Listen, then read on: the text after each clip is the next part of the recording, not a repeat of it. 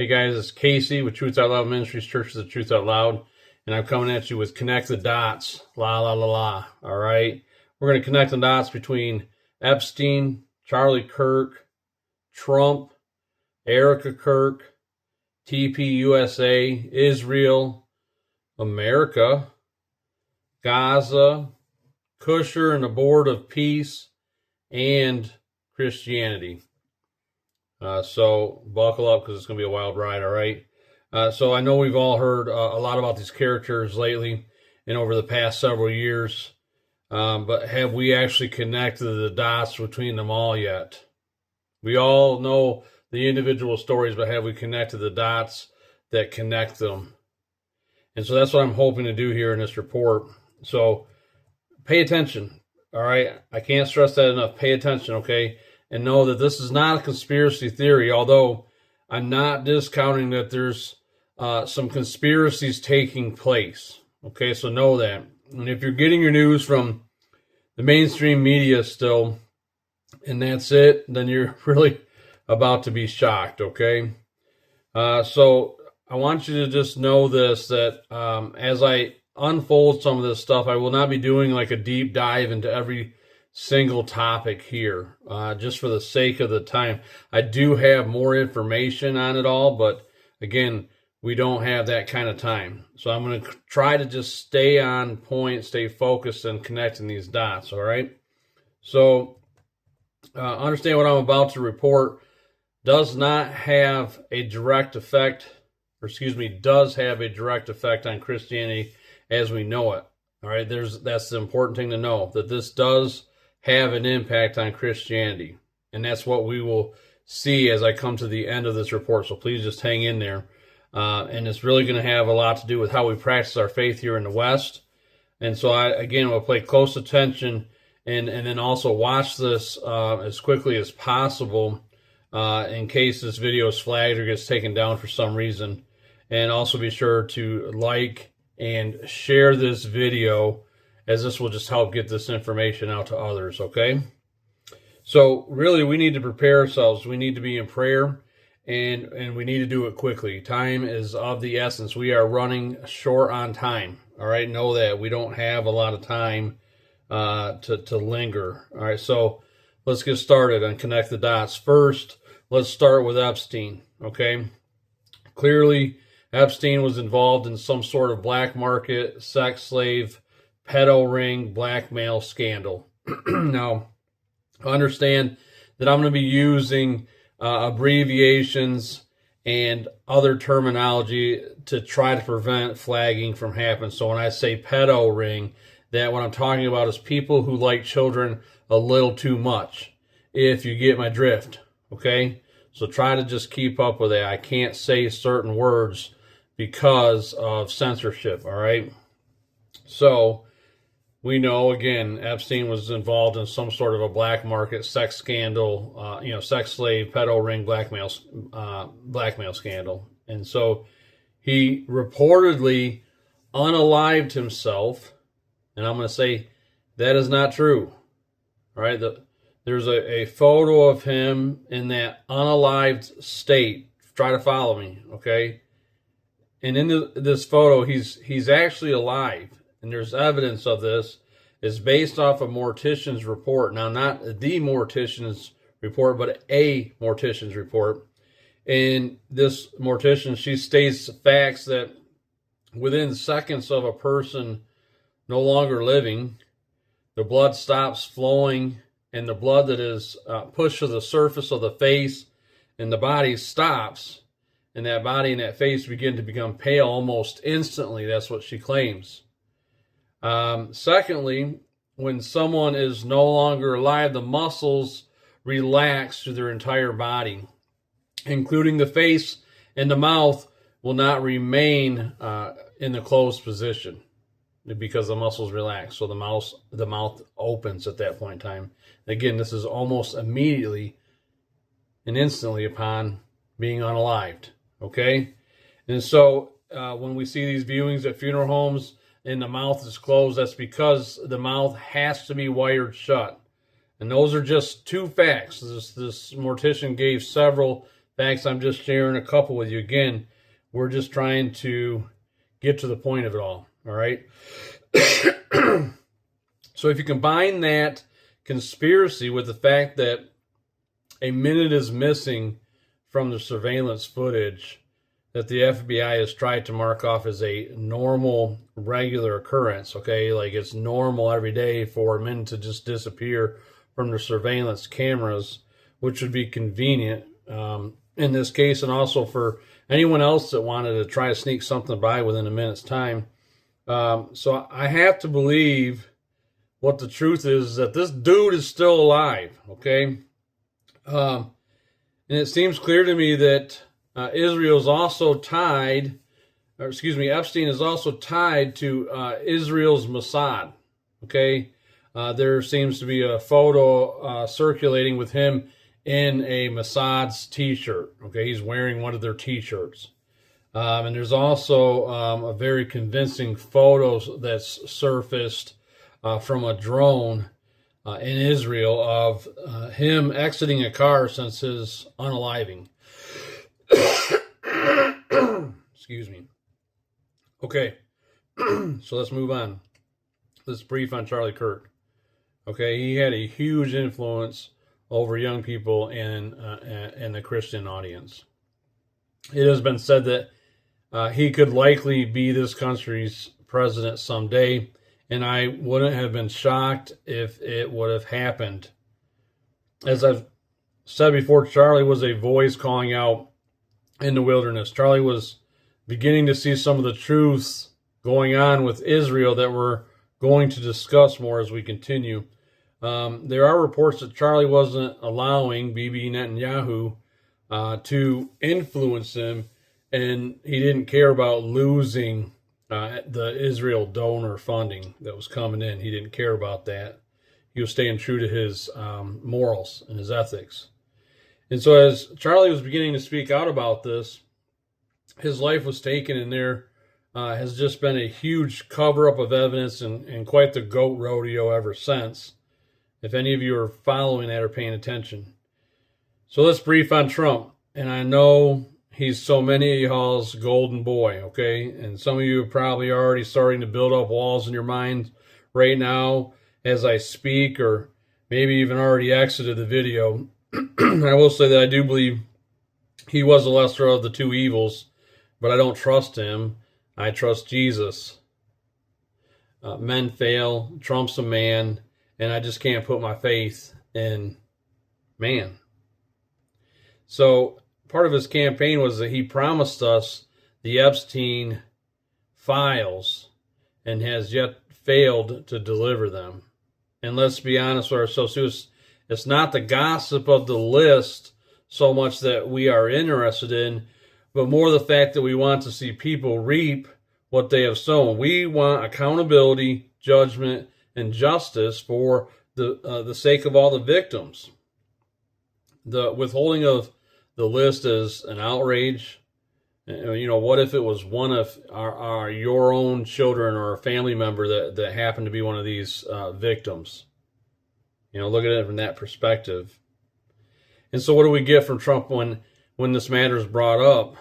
Well, he says, what are we, still talking about Epstein? Yeah, you haven't satisfied it yet. Okay? And so this has turned into a debate on the right, as some think it's because he's guilty, while the other half of the right is trying to make defense for their golden boy. And I personally don't think he's on the list.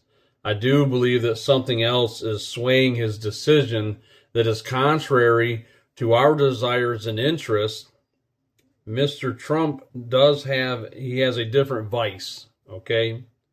And we're going to talk more about that here in a bit. So what about Erica Kirk? Okay. More and more of Erica's past seems to be surfacing right now. And if you're paying attention to it, what you see is that it's a woman that's trying to climb to the surface of notoriety.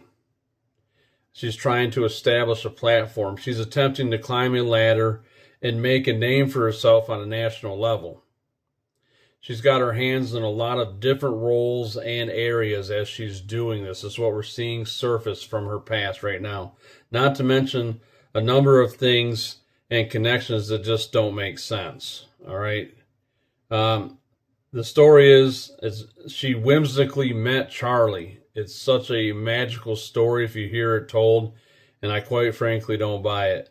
It seems to me that Charlie was just another stepping stone to get where she was headed. I believe it's possible that Charlie was unaware of the fullness of her history, and he probably took the approach of love assumes the best, right? So whenever you would see her with Charlie, it was in the light of a representation of the molecular family. Yet since his being taken from us, she has dumped her children, taken the spotlight of TPUSA with little to no grieving, and it appears she has gotten that platform that she's been striving to get her whole adult life. Which leads us into a perfect transition of the TPUSA, and thanks much to Erica.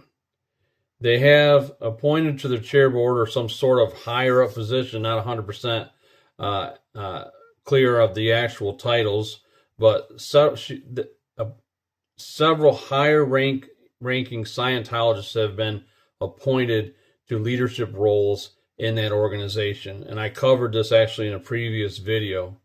The point is, this isn't what Charlie would have done. TPUSA has began having co-hosts with Erica, such as Nicki Minaj, who Charlie was clear and stated that he didn't see her as a good role model for women.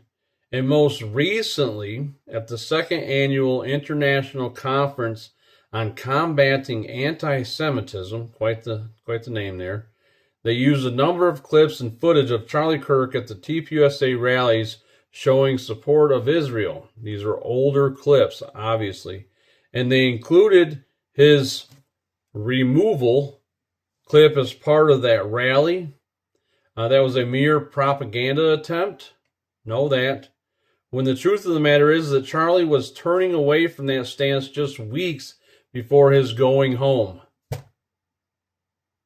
The point is, and I made it in that prior video, but TPUSA is not the same organization that it was while Charlie was alive. The organization and its core values left when he did. So let's shift gears for a minute, and we'll connect the dots all together at the end. Let's talk about Israel. But first, my disclaimer. I am not against in any way God's people. And I'm not talking about God's people, but rather about the government in place of Israel. Let's just say if you think we have a corrupt government, Israel takes the cake. They've got us beat by a long shot, and their roots of corruption run deep, going back to shortly after they were formed as a nation again. And we're not going to go that deep, but the information to support that statement is out there and public.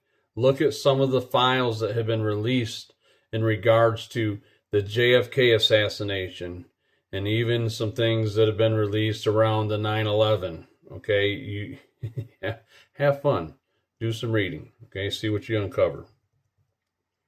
So, unless you just woke from a cryogenic freeze, then you are aware of the war that has been going on in Israel for the past 3.5 years.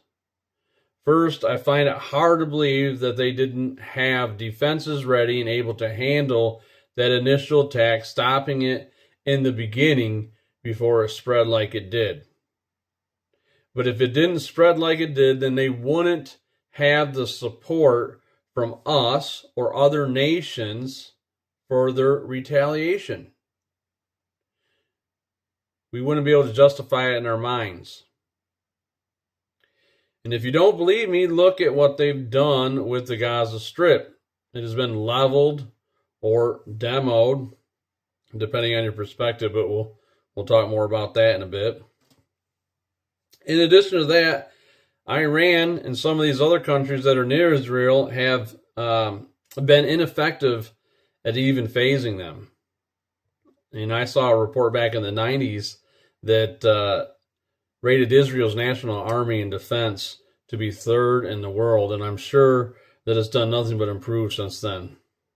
And to think that some paratroopers were able to do as much damage as they did without being let to do it is naive at the least. Nonetheless, through manipulation and propaganda, there's a war in Israel. It's irritating, too, to see Trump make claims that he's brought peace to Israel. When? Is he talking about some future event that hasn't happened yet? Do we just believe whatever he says? What's troubling in my mind is how against I was of the pro-Palestine movement by the left. And then over time, my mind began to change on that stance. It was confusing to me because I will consider myself to be more on the right than the left, so how could I have this new understanding and stance? As things continued on, I began to not be in agreement with what Israel was doing, the inhumanity. It's not really a left or a right thing, but a Christian thing. The wrestle that I was having was that I was taught that as a Christian, I'm supposed to be in support of Israel. I began to examine that and question that. Where is that in the Bible? You know, I've read the Bible umpteen times, yet I don't remember that verse. Was this a tradition of man? And so I wrestled with this thought to myself for days and even weeks until I finally expressed to a brother of mine, another pastor, what my thoughts were. I was looking for accountability on the matter, and to my surprise, he was going through the same thoughts and an expression of them, and my expression of them brought confirmation to us both. And this allowed us both to continue looking into it with a clear conscience. And there's been many rabbit holes as a result of this, and this thought process was given birth sometime last summer, 2025. I learned eventually that the scripture that the body of Christ seems to be leaning on so heavily in regards to our dire need to always be in support of Israel is Genesis 12:3. It says, I will bless those who bless you, and him who dishonors you I will curse, and in you all the families on the earth shall be blessed. This is God calling Abraham. In fact, in the context, I would say that it's specific to Abraham. The last part of the verse that says, in you all the families on the earth shall be blessed, that is a prophecy of Jesus. It's through Jesus that all families of the earth are or can be blessed. And so here's the thing. Israel has rejected Christ. They unalived him. They unalived many of the disciples of Christ. And understand, God desires that no man shall perish. And we should be praying for their conversion and coming to the understanding of the truth that Jesus is the Messiah. But until then, they are as the world. That's the truth. The love of Christ is not in them. They do not have the Holy Spirit nor the conscience that he brings. So how can we, in good conscience, support and get behind the people that not only refuse Christ, but helped to unalive him? They don't even live by the same code and standards that we do. If they are bringing genocide on an entire race of people and starving out their children in a brutal way, how can I support that? You know, you can only make claims of Hamas, which actually means violence, for so long. 3.5 years ago, 3.5 years has been going on. Hamas has been popping up to the point that there's no Gaza buildings left. A complete leveling of an area that was occupied by these people. Retaliation is one thing, and it's supposed to be the Lord's, but what we're seeing here is an annihilation. It's very extreme. So we should ask ourselves the question of why. What are the motives? And that's what leads us to the topic of Gaza. It's a land grab. They want the land. No other reason. What has been going on over the past 3.5 years hasn't been so much as a war as much as a mass demolition of whatever infrastructure is in place, a complete leveling. And that leads us to Kushner and the Board of Peace. Kushner is the leader of this Board of Peace. You got to love the name. Peace. It's in the name, right? It must be good. This is how they deceive us and fool us. And so for those of you who are unaware of who Kushner is, he is Trump's son-in-law. Kushner and this Board of Peace are ushering in is what about to take place in the Gaza Strip. That's what they're doing. They're organizing and about to usher in what's going to take place in the Gaza Strip. It's about to be a $120 billion development project that America is flipping the tab on about half of. Okay, the board has opened up the development project and has invited investors from around the world that want to be a part of this huge peace project.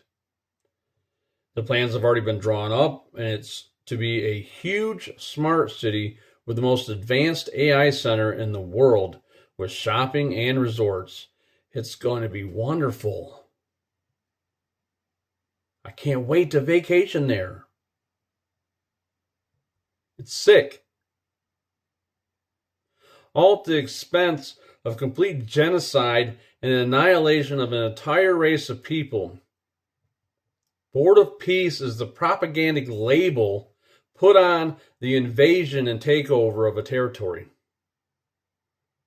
Support Israel, everyone. That's what they tell us. Support Israel, everyone. How? How are you supposed to do that? How do you keep a clear conscience about that? So let's talk about Trump again. We're connecting dots. In case you haven't connected the dots, seeing as Trump is Kushner's father-in-law and a longtime real estate investor, I'm certain that Trump and his tycoon family are chomping at the bit on this one. This one will catapult Trump into a whole nother level of billionaire. See, right now he's a low-level billionaire. Like the real rich kind of laugh at him because of how little billions he has, right? But this deal will launch him right up there with the Bezos, the Gates, and the Musks, right? I wouldn't be surprised if Musk is in on the deal too, seeing as it's to be the hugest AI center in the world. And that's where Trump's interest is now. Yeah, there's the truth. He's focused on that dangling carrot. He's in BB's back pocket because of this. That's why he's forgot about the Epstein thing. Because BB doesn't want him poking around with it. See, if the Epstein files were to be fully exposed, BB would lose all his leverage that he has over so many world elites and governments. He would lose that leverage. That's where his true protection comes from. His whole house of cards would come crashing down if those files were fully released. I mean, come on, how do you think that a little country the size of New Jersey is able to hold their territory with so many other countries that supposedly hate them? Are you connecting the dots yet? Would you look at that? Little old me has cracked the case, and I know nothing. Who am I? It's time for the grand finale.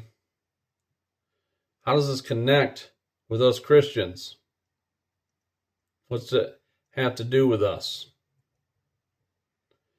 And if you're watching this and you're a Christian and you're tracking with me, then you likely feel the same way I do about it. You feel repulsed, disgusted.